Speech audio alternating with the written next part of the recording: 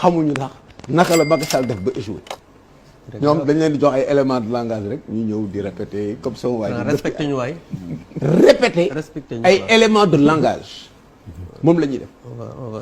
ci wàllu denrée de première nécessité Papa Ngagne moom laa la doon wax léegi ne la en 2012 sucre cristallisé 1 kilo mi ngi doon jar 600 francs en 2012 tey jii 1 kilo bi mi ngi jar toujours 600 000 francs.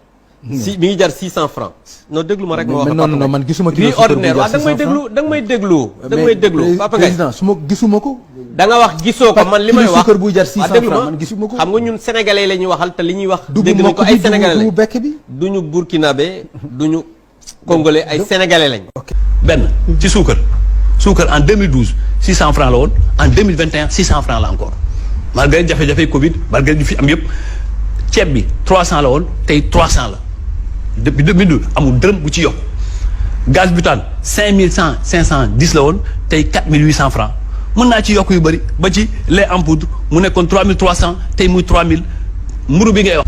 2012 ba sunu jonee yàlla yi tey fukki at 2012 ba sunu jonee yàlla yi tey fukki at bon impayé kenn déggatu ko ci réew mi donc. tey jii riz ordinaire le kilo mi ngi doon jar 300 francs en 2012 malgré inflation ak li am yépp Boubacar Camara c'est un économiste mi ngi jar ba tey 300 muy benn. non président gaz butane 9 kilos waaw déglu ma 9 kilos ñi ngi lay dégg. gaz butane 9 kilos li may wax je persiste. c'est une fausse option. moo tax ma ne la dañ leen di jox ay éléments de langage ngeen di ko répéter. et loolu.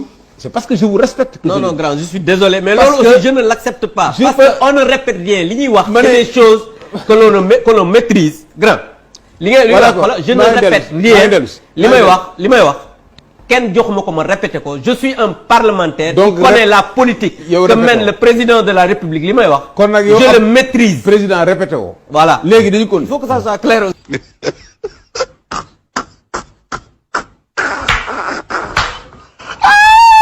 situation yi fan la nekk lait en poudre 1 kilo 3300 la daan jar tey mi ngi jar 3000 francs wàññeeku na 300 francs.